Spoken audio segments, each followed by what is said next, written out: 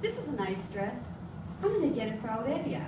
My grandmother, who I called Huehui, said to me in Spanish as we perused around a department store. This was in the mid-'80s, and I was in the 3rd grade.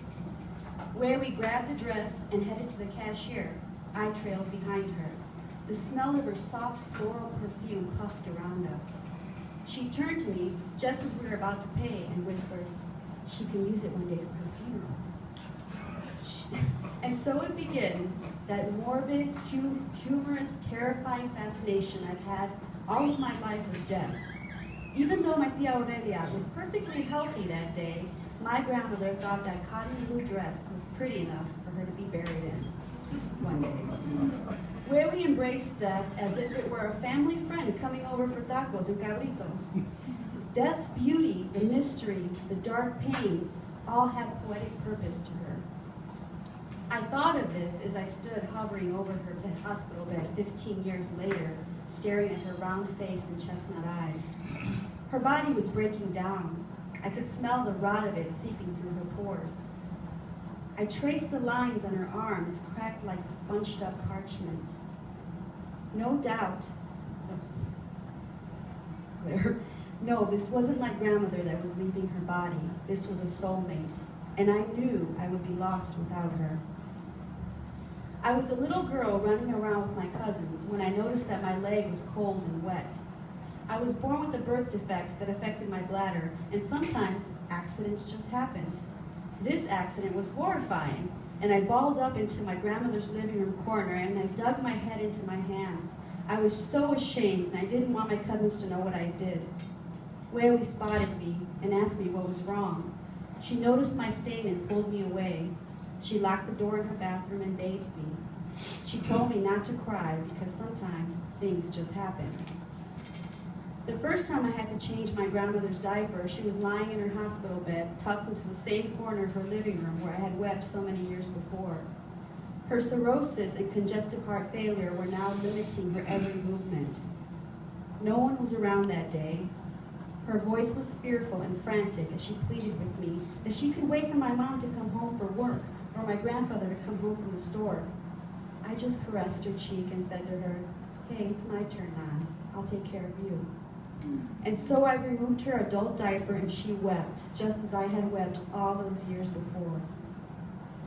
Shortly after that, I quit my job as a dental assistant and became her caretaker. I spent hours with her talking about the old days.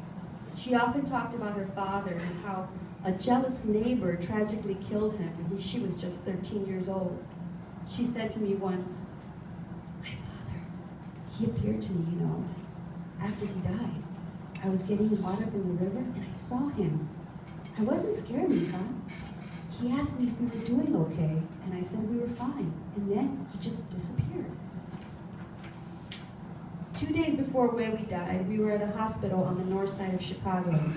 She'd been transferred there from Northwest Indiana. What we didn't realize at the time was that this was the end of the road for her treatment. The hospital was actually hospice care. The place had yellow stained white walls, flickering fluorescent lights, and floor tiling that you could just imagine had been around since the 1920s or earlier. As I roamed the halls, I took notice of the hollow-faced patients with deep-set eyes. They were surrounded by death's dark breath. On the night that Huehui was admitted, she cried out with pain, "Ay, Maria, Maria, ¿dónde estás, Maria?" After sharing so many stories with her about spirits and death, I imagined that she was seeing a lost loved one named Maria. I felt the hairs all over my body rise. It was just the two of us in the sterile room. I studied the area around, making sure I didn't see a shadowy figure or an orb. "Ay, Maria," she said, her eyes closed. Maybe she was praying to the Virgin Mary. I leaned forward and said with a shaky, parched voice, "Huehui, who's Maria?" Huehui opened one of her perplexed eyes and answered, "Pues la enfermera, mija."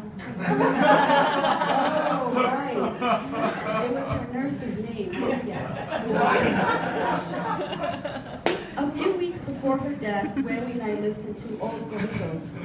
Her favorite was the group Los Alegres de Terran. The old crooners from her youth sang songs about unrequited love, the woman who got away, and bandits. In between songs, she said to me that she didn't want to die. We wept. It was the first time I realized that she knew she was coming to her end, and the fascination of death that I had seen so many years before was replaced by absolute fear. I held her hand and nestled my face against her wet cheek. How about this? Let's make a pact that whoever goes first will come to the other in a dream. She gave me a youthful smile. And so it was, about a month later, I found myself groggy and pacing back and forth in the hospital of horrors. It was my second night staying with her. My family made arrangements to send her back to Indiana in the morning, where my uncle and my aunt could care for her full time. It was deep into the fall night when I trailed over into Huewi's room. She was asleep, her parched skin the color of honey, and her eyes oozed a yellow sap. My soul sank deep as I stood staring at her. I was unable to protect her from this monstrosity that was erupting inside of her. Huewi opened her eyes. She was surprised that someone had stayed behind for another night. My throat tightened as she cried out, "Ay, qué amor, mijita, te quedaste." "Sí, Huewi," I answered. I wasn't going to leave her alone. Later that night, Huewi began to vomit. I rubbed her back as she released this pungent yellow fluid. It looked like the sap that was seeping throughout her body. Her organs were shutting down. There seems to be a common belief in our society that when a person dies of liver failure, it is because they did it to themselves. I'm not a fan of this, but I know that life is ultimately about cause and effect. In my grandmother's case, she was not a drinker. She told me that occasionally she would sip on the beer that she would pour into her frijoles borrachos, but that's as far as the extent that she drank. Her cirrhosis was a mystery to us. The next morning, a nurse had her plugged into the dialysis machine. I looked at the machine pumping out her scarlet blood into long tubes that ultimately came back into her body. I'd seen my grandmother receiving dialysis before, but this time was different. She was breathing in short, forced breaths, having a difficult time speaking to me. I asked the nurse if it was normal. She glared at me with frustrated, tired eyes. "Your grandmother is very sick." "I know, but is this necessary? Can you stop?" She did not answer me. I was 20 years old and shy and respectful of authority. I regret that now. I turned to Huewi and said to her in Spanish, "This lady's mean and she doesn't know what she's doing." I gave her a kiss and told her I would be back later. I promised her that she wasn't going to spend another night at the hospital and that we had plans to move her to Indiana that day. "Okay, mija," she answered. As I stepped out, I turned to her and said, "Hey, when I come back later on, let's talk about Abuelo Luis. Does that sound good?" "Sí, mija," she said in between breaths. I slept for a long time, and by 5 p.m. I was ready to head back to the hospital with my uncle and aunt. It was a Friday night and the expressway was congested. At around 6 p.m. I looked out at the Chicago skyline and saw a patch of a rainbow.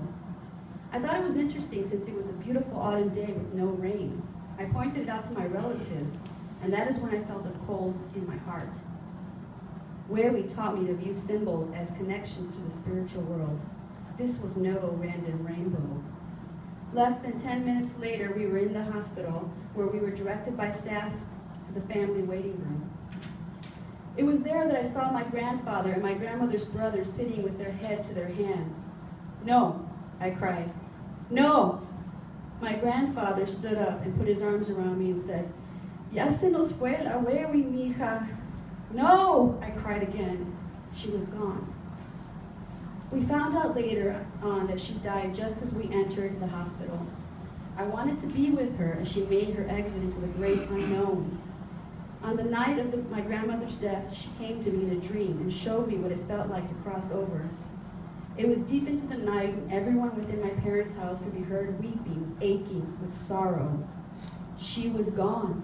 My muse, my matriarch, my heart, she was gone. I lay in bed, desperate for sleep. I was given a Valium to take by a shifty-eyed friend of a friend. I debated whether to take it, for as much as I may have felt, I knew that I had to hurt. I left the pills in a jewelry box and tried to focus on other things as I drifted off to sleep. Soon after entering that realm of sleep, I saw my grandmother in her body bag, just as I had seen her hours earlier. Her translucent skin and dark blue veins shone through. Her mouth was slightly open, and poking through was her little purple tongue. Suddenly, I could feel my body become her body, and I knew that my grandmother was showing me what it felt like when she crossed over. I felt our body lift by what felt like these magnificent arms. They were holding us by our waist. I felt no fear of falling. I was rising into a multitude of illuminating dashes of light. This was her moment of transcendence. This was her dance into the light. As I elevated higher into the heavens, I felt a pull on my leg. The pull was strong enough to thrust me back into my body. I awoke with a chill and the feeling that my grandmother was in the room with me. I tightened my eyes shut and took deep breaths as I put the blanket over my head. I whispered into the wool fabric, "Please don't come to me right now. Please don't come to me right now. I'm afraid. Please don't come to me right now." I spent the following years covering my head with my blanket every time I slept, even in the summer. The fear of seeing my grandmother hovering over my bed or coming to me in my dreams was not comforting to me. Then one day, I came to the realization, after hearing my grandfather talk about the moment she took her last breath in his arms, that I was angry at myself for not being there, and I was angry at her for not waiting for me.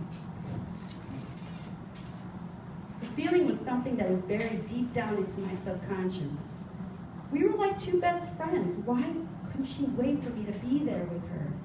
All the time we had spent protecting each other, and I couldn't be there to say goodbye.